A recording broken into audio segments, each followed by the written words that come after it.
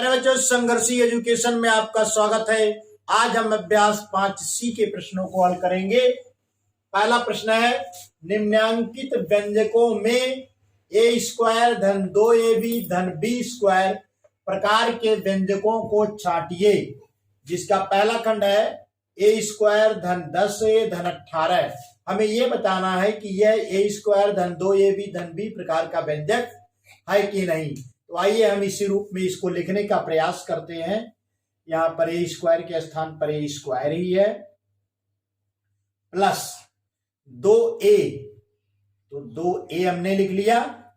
अब इसमें बचा क्या, 2a हमने लिख लिया तो 5 बच रहा है, गुणे 5 धन लास्ट में देखिए, यहां पर देखिए b के स्थान पर 5 आ रहा है, तो अंत में हमको 5 का वर्ग होना चाहिए।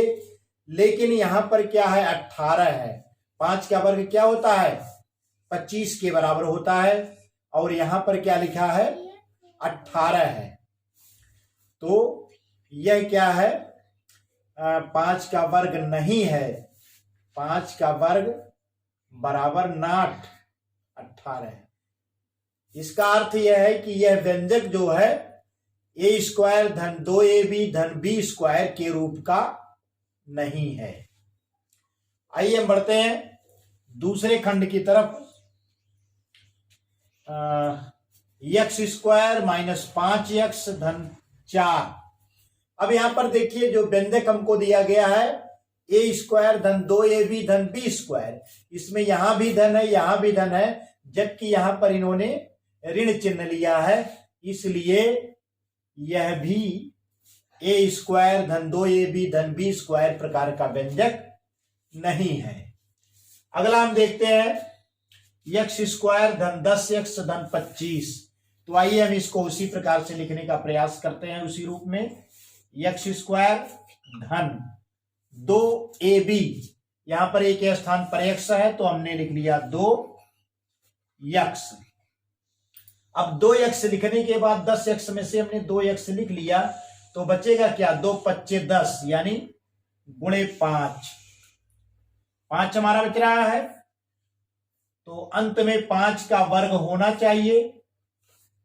इस प्रकार का व्यंजक होने के लिए b के स्थान पर 5 होना चाहिए। यहां पर आप देख सकते हैं b के स्थान पर क्या है, 5 है। इसे हम a स्क्वायर धन 2ab धन b स्क्वायर, आप देख सकते हैं कि यह इसी प्रकार का व्यंजक है, जहां पर x स्क्वायर के स्थान पर a स्क्वायर है और 2a के स्थान पर 2x है और 5 के स्थान पर b है। b के स्थान पर 5 है तो यहां पर b है, 5 का वर्ग है, यानी यह व्यंजक क्या है a स्क्वायर प्लस 2ab धन b स्क्वायर के रूप का है। आइए हम पांचवा खंड देखते हैं। पांचवा खंड हमारा 49 यम स्क्वायर धन 144 यमन धन 100 यन स्क्वायर। तो इसे हम लिख सकते हैं 49 यम स्क्वायर को लिखा जा सकता है 7 यम का स्क्वायर। इसका विस्तार करेंगे तो 7 7 49 यम स्क्वायर हो जाएगा धन। आइए हम अंत वाला लिख लेते हैं। यह 10 यन का स्क्वायर है, जिसे हम लिख सकते हैं 100 यन का स्क्वायर है, तो इसे हम 10 यन का वर्ग लिख सकते हैं।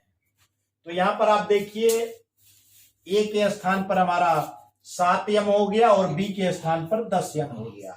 तो आइए उसी रूप में हम इसको लिखने का प्रयास करते हैं। 2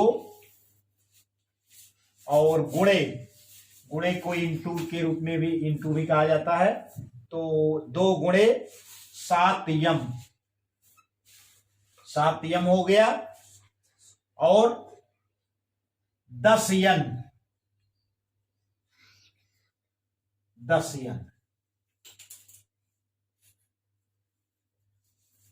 2 गुणे 7 यम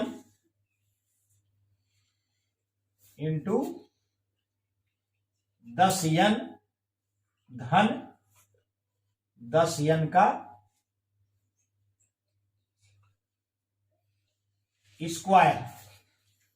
अब यहां पर आप देख सकते हैं कि 2 7 14, 14 दहा में 140 यमन हो गया और यह 10 n का स्क्वायर हो गया। अब इससे जरा आप मैचिंग करें तो ए स्क्वायर के स्थान पर 7m का स्क्वायर है, धन 2 है और ए के स्थान पर 7m हो गया, और बी के स्थान पर देखिए 10n हो गया, धन बी स्क्वायर जो 10n का स्क्वायर है। यानी यह व्यंजक भी हमारा इस रूप का है, ये स्क्वायर धन 2 ये बी धन बी स्क्वायर के रूप का है। तो हमारे दो व्यंजक तीसरे और चौथे व्यंजक जो मिले हैं वह दिए गए व्यंजक के रूप के हैं। तो हमारा आंसर हो जाएगा खंड संख्या 3 और 4, यानी तीसरे और चौथे में जो व्यंजक दिए गए हैं ये दोनों ही a square plus 2ab plus b square के रूप के हैं। आइए हम बढ़ते हैं दूसरे प्रश्न की तरफ। तो बच्चों हमारा दूसरा प्रश्न है, निम्नांकित व्यंजकों के गुणनखंड कीजिए, जिसका पहला खंड है ए स्क्वायर धन 2a धन 1। तो इसे हम लिख सकते हैं बराबर ए स्क्वायर, अब 2a को हम लिख सकते हैं a धन a, तो लिख लीजिए धन a धन a धन 1। हमने क्या किया, 2a को a धन a लिख दिया, ऐसा हम लिख सकते हैं, बराबर ये हो जाएगा। अब यहां पर आप देख सकते हैं ए स्क्वायर धन a, दोनों में a विद्यमान है, तो इनमें से एक कॉमन ले लीजिए, a को हमने बाहर ले लिया, तो बचा क्या, ए स्क्वायर के स्थान पर क्या बच जाएगा, a बच जाएगा, और यहां से a बाहर चला गया तो ये हमारा हो जाएगा धन 1। यानी इसमें से हमने क्या किया, a को बाहर ले लिया। एक स्टेप और आइए चल लेते हैं आपकी सुविधा के लिए, इसको लिख लीजिए ए स्क्वायर धन a, एक साथ लिख लीजिए, धन a धन 1। अब आगे बढ़ते हैं। अब आप देखिए दोनों में a है तो a को हम बाहर ले लेते हैं, कॉमन ले लेते हैं, तो बचेगा a बचेगा यहां पर, और यहां पर क्या बच जाएगा, 1 बच जाएगा, धन। यहां पर देखिए a धन 1 है, तो इसमें से कुछ भी कॉमन आप नहीं ले सकते, तो 1 हम ले सकते हैं, 1 कॉमन लिया जा सकता है, 1 कॉमन लेंगे तो a धन 1 ही रहेगा ये, क्योंकि a से गुणा करने पर कोई फर्क नहीं पड़ता है, 1 से गुणा करने पर। अब यहां पर आप देखिए a धन 1 यहां इसमें भी है और इसमें भी a धन 1 है, तो a धन 1 को हम बाहर ले लेते हैं, a धन 1 को हमने बाहर ले लिया, तो बचा क्या हमारा, यहां a बच रहा है और यह 1 बच रहा है, तो दूसरे ब्रैकेट में हो जाएगा a धन 1। अब ये हमारा हो गया a धन 1 गुणे a धन 1 हो गया, तो इसे हम लिख सकते हैं a धन 1 का वर्ग, तो आंसर हमको प्राप्त हो गया, आंसर बराबर a धन 1 का स्क्वायर। तो हमारा पहला खंड हल हो गया है। आइए हम बढ़ते हैं दूसरे खंड की तरफ। दूसरा खंड हमारा है 36 धन 12x धन x स्क्वायर। थोड़ा इसको सिस्टमेटिक आप लिख लीजिए, x स्क्वायर पहले लिखेंगे, x स्क्वायर धन 12x धन 36 बराबर इसे हम लिख सकते हैं x स्क्वायर धन 6x धन 6x धन 36। अब 12x को हमने 6x धन 6x लिख लिया। आगे बढ़िए, यहां पर आप देख सकते हैं कि x स्क्वायर धन 6x, तो इसमें भी x है इसमें भी x है, तो x हमने बाहर ले लिया, तो बचा क्या, x बचेगा और यहां पर क्या हो जाएगा, धन 6 हो जाएगा, x धन 6 हो गया, धन। अब इसमें आप देखिए 6 है और ये 36 है, 6 छक 36 होता है, यानी 6 कॉमन लिया जा सकता है, तो 6 हो गया, x धन और 6 छक 36 यानी 6 हो जाएगा, x धन 6 हो गया, बराबर ये हो जाएगा। अब देखिए आप x धन 6 यहां पर भी है यहां पर भी है, तो x धन 6 बाहर हो जाएगा, x धन 6। बचा क्या हमारा, यहां पर x है और यह धन 6 है, तो दूसरे ब्रैकेट में हो जाएगा x धन 6। तो ये बराबर हो जाएगा x धन 6 गुणे x धन 6, तो ये हो जाएगा x धन 6 का स्क्वायर। तो इसका आंसर हमको प्राप्त हो गया, आंसर बराबर x धन 6 का स्क्वायर। आइए हम बढ़ते हैं तीसरे खंड की तरफ। तो बच्चों तीसरा खंड हमारा है 4c स्क्वायर धन 4c धन 1 बराबर, इसे आप लिख सकते हैं 4c स्क्वायर धन 4c को आप 2c धन 2c लिख सकते हैं, 2c धन 2c धन 1, इसे हम लिख सकते हैं बराबर। अब यहां पर देखिए 2c 4c स्क्वायर है धन 2c है, तो इन दोनों में से 2c कॉमन आप लिया जा सकता है। तो 2c हमने बाहर ले लिया, तो क्या बचेगा, 4c में से 2c कॉमन ले लिया, तो यह 2c बचेगा। 2c का 2c में गुणा करेंगे तो 4c स्क्वायर हो जाएगा। धन 2c चूंकि बाहर चला गया है तो 2c धन 1 हो जाएगा। धन यह 2c धन 1 है ही, तो धन 1, 2c धन 1, यहां पर 1 हमने बाहर ले लिया, अब 1 का इसमें गुणा करेंगे तो 2c धन 1 ही होगा बराबर। अब यहां पर देखिए 2c धन 1 यहां पर भी है और 2c धन 1 यहां पर भी है, तो 2c धन 1 हम बाहर ले लेते हैं, तो बचेगा क्या, यहां 2c बच रहा है, यहां धन 1 बच रहा है, तो दूसरे ब्रैकेट में 2c धन 1। अब यहां पर आप देख सकते हैं कि 2c धन 1 गुणे 2c धन 1 हो गया है, तो इसे हम लिख सकते हैं 2c धन 1 का वर्ग। तो ये हमारा आंसर हो गया, आंसर बराबर 2c धन 1 का स्क्वायर। आइए हम बढ़ते हैं चौथे खंड की तरफ। चौथा खंड हमारा है 36x स्क्वायर धन 60x धन 25, तो इसे हम लिख सकते हैं 36x स्क्वायर धन 60x को आप लिख सकते हैं 30x धन 30x। चलिए लिख लेते हैं 30x धन 30x धन 25। अब ये बराबर हो जाएगा, आप यहां पर देख सकते हैं 36x स्क्वायर और 30x, इन दोनों पदों को आप देखिए, इसमें से हम क्या बाहर ले सकते हैं, तो 6 छक 36, 6 पच्चे 30, 6 बाहर लिया जा सकता है, और दोनों में ही x है तो x भी बाहर ले सकते हैं, तो 6x हमने बाहर ले लिया कॉमन के रूप में, तो बचेगा 6x बचेगा धन, इसमें से 6x बाहर ले लिया हमने कॉमन के रूप में, तो 6 पच्चे 30, केवल 5 बचेगा, 6x धन 5 हो गया। फिर आप लिखिए धन, अब इन दो पदों को आप देखिए, तो 5 छक 30 होता है, 5 पच्चे 25 होता है, तो 5 आप बाहर ले सकते हैं, तो ये बचेगा कितना अंदर, 5 छक 30, 6x बचेगा धन 5 पच्चे 25, 5 बचेगा। अब यहां पर देखिए 6x धन 5 यहां भी है, 6x धन 5 यहां भी है, 6x धन 5 हम बाहर ले लेते हैं, तो बचा क्या, 6x धन 5, वही चीज बच गई अंदर भी, 6x धन 5। अब 6x धन 5 गुणे 6x धन 5 यानी 6x धन 5 का वर्ग हो जाएगा, तो आंसर हो गया हमारा, आंसर बराबर 6x धन 5 का स्क्वायर। तो इस प्रकार से हमारा चौथा खंड भी हल हो गया है। आइए बढ़ते हैं पांचवें खंड की तरफ।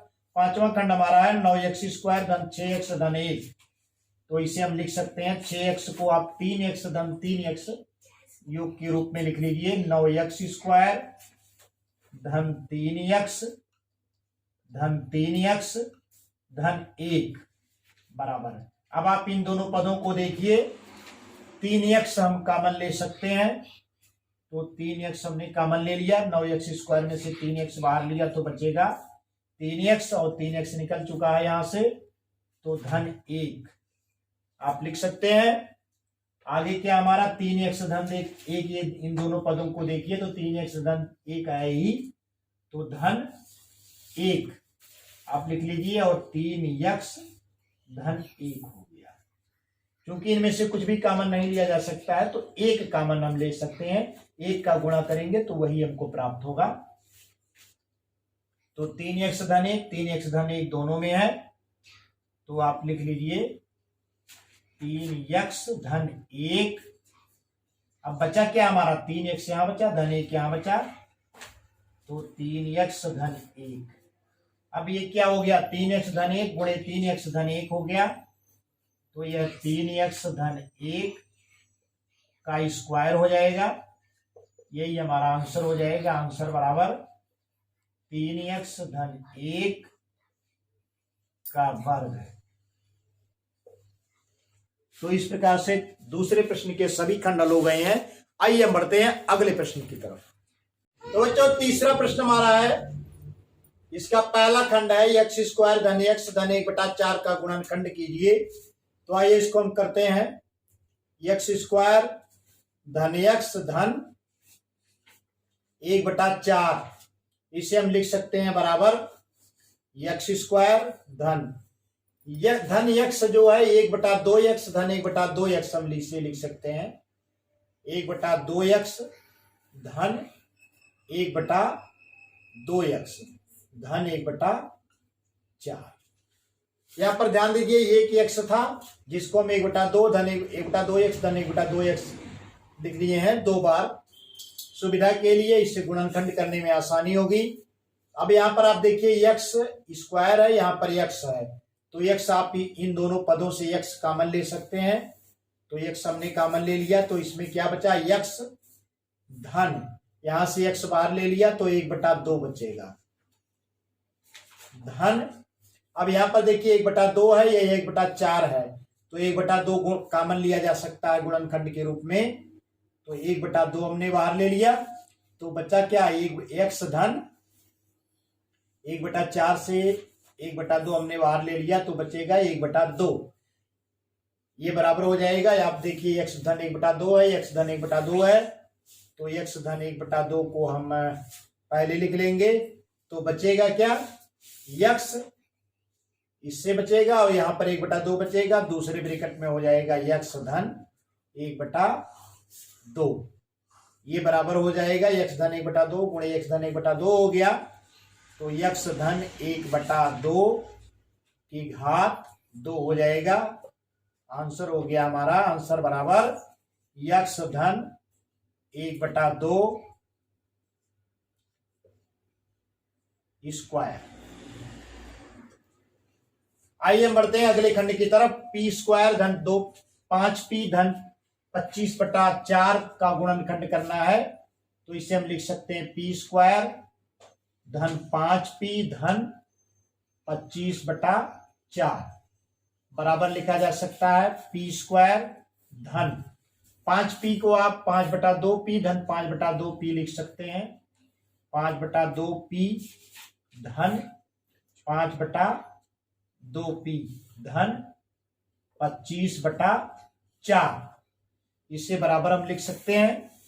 अब यहां पर देखिए इन दोनों पदों को देखिए, तो p कॉमन लिया जा सकता है, तो p हम बाहर ले लेते हैं, बचेगा क्या हमारा p धन 5/2, p हमने बाहर लिया तो यहां पर p बच जाएगा और ये 5/2 बच जाएगा धन।